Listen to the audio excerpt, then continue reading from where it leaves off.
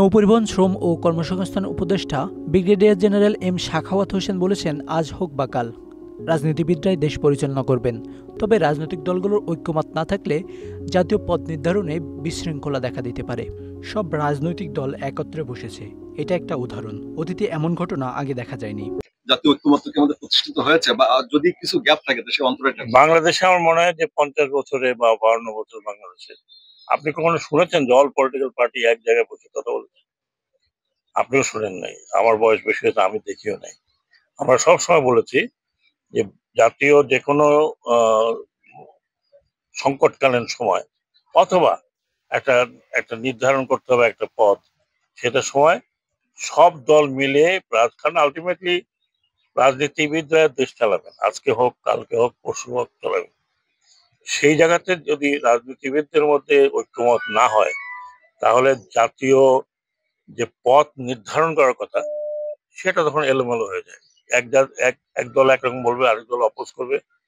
এখন যেহেতু সবাই একত্রে বসেছেন এবং এরপরে তো আমাদের যে ধর্মীয় যারা সমাজ, তারাও একসাথে বসে, এটা একটা আমি মনে করি খুব বড় একটা অ্যাচিভমেন্ট।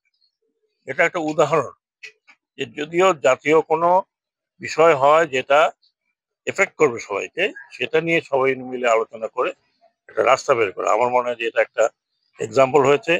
আগামীতে যারা সরকারে থাকবেন তারাও হয়তো এটা করবেন। আমরা বিদেশে যা দেখি, কোনো কিছু হলেই দলের মধ্যে অনেক ডিফারেন্স আছে, কিন্তু জাতীয় পর্যায়ে কোনো বিষয় হলে একত্র হয়। তো এটা ভালো জিনিস, এবং এটা আপনারা যারা মিডিয়াতে আছেন তারা একটু হাইলাইট করবেন। অনেক ধন্যবাদ।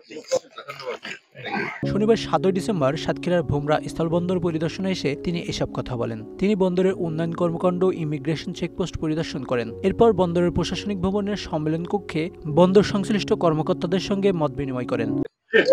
প্রথমত এটা ব্যবসা বাণিজ্য মন্ত্রণালয়কে বললে উনি ভালো উত্তর দিতে পারতেন।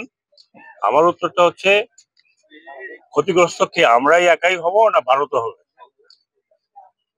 কারণ আমরা যদি দ্বিতীয় বৃহত্তম অথবা তৃতীয় বৃহত্তম অথবা চতুর্থ বৃহত্তম ব্যবসায়িক কেন্দ্র হই ভারতের জন্য, ফোর্থ লার্জেস্ট মানে পত্রপত্রিকা মাফিক, আবার অনেকে বলে সেকেন্ড, তো ভারত যে আমাদের কাছে বিনা পয়সা দিয়ে যায়, টাকা দিয়ে যায়, তাহলে ওটা যদি তারা বন্ধ করে দেয়, আমি তো বলি বন্ধ করুক। গরু তো বন্ধ করেছে, গরু আমাদের দেশে কি এখন আমরা গরু খাই না? তো বন্ধ যদি ওনারা করতে চায় ওনাদের ব্যাপার, ওনারা বন্ধ করলে ওনাদের ইকোনমি ক্ষতিগ্রস্ত হবে। এইটার সাথে হাজার হাজার লক্ষ লক্ষ লোক জড়িত, ওই পারেও লক্ষ লক্ষ লোক এই পারেও জড়িত। পলিটিক্যাল বিষয় ওগুলো পলিটিক্স ওনারা করছেন, কিন্তু আমি মনে করি না ব্যবসায়ীরা কখনো এটা সাপোর্ট করবে।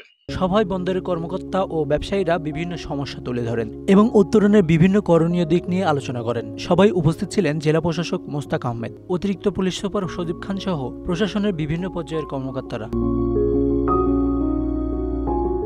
এই সফরকে ঘিরে বন্দরের উন্নয়ন পরিকল্পনা ও আন্তঃসীমান্ত বাণিজ্য প্রসারে নতুন দিক নির্দেশনা দেওয়ার সম্ভাবনা তৈরি হয়েছে। Bangla affairs news desk.